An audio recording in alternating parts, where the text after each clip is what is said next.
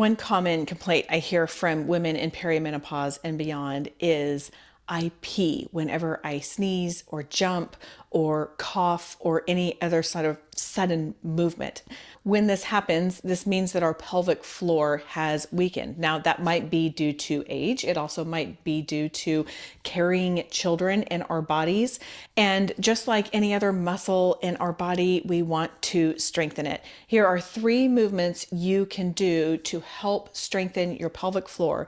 I will also say that I am a big fan of the Tighten Your Tinkler program, which is much more comprehensive than this, and they teach you a lot more. So if you are needing more, then definitely check out the Tighten Your Tinkler program. The link is in the description, and I highly recommend Christina Walsh and Jen Lormond of Tighten Your Tinkler. But if you just need a little bit, or if you kind of want an intro, then try these 3 movements. We'll start on our back. So lay down on your back and bring your feet in so your knees are bent. This is a very small motion that you may even have a hard time seeing me do, but hopefully when you do this yourself, you will feel it. So we're going to lie here with our hands pressed down.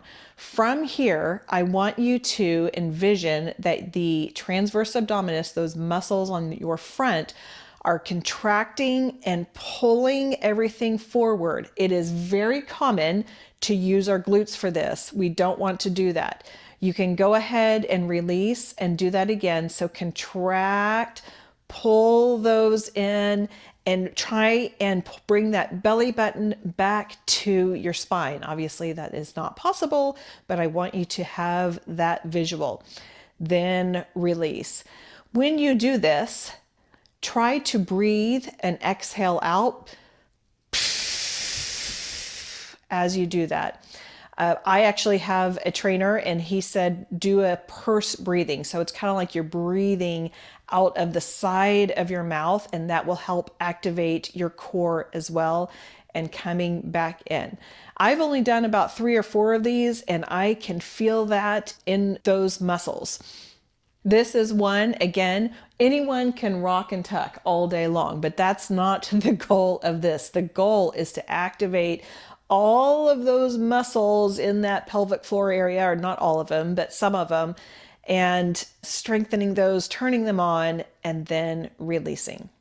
So that's our first movement. Our second movement is glute bridges. If you have been with me in this series when we did our hips, you have seen these before. And yes, we are doing them again. From here, I want you to kind of do that same motion of tucking your hips, and then from there, squeeze your glutes and lift up. It's only a couple inches, and then going back down, releasing everything as everything hits the ground.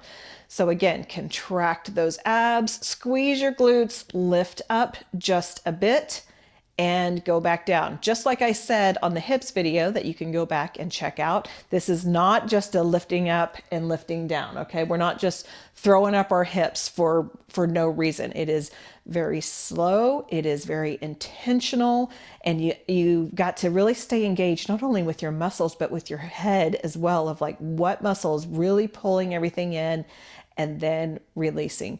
Both of those start off with about 10 reps and adjust from there. For your final movement, you will want a foam roller.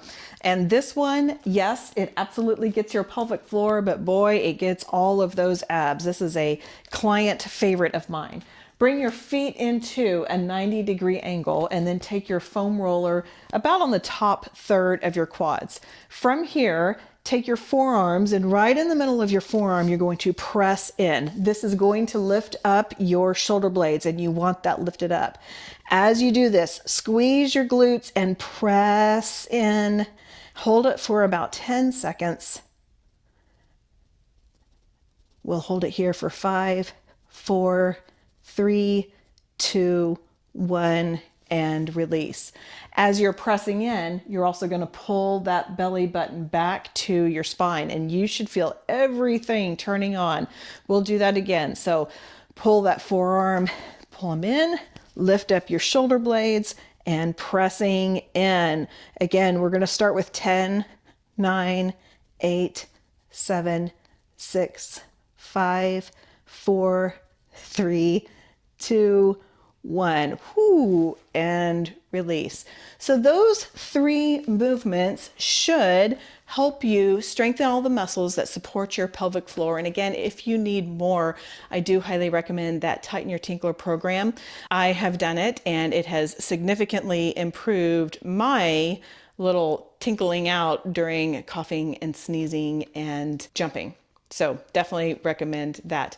And remember, this is the 4th in a 4-part series of strength training essentials for women in perimenopause and beyond. You can go back and check all 4 of those out. And of course, listen to the podcast episode I did explaining all of them. If you're wanting a free download to have everything together, you can get that in the description.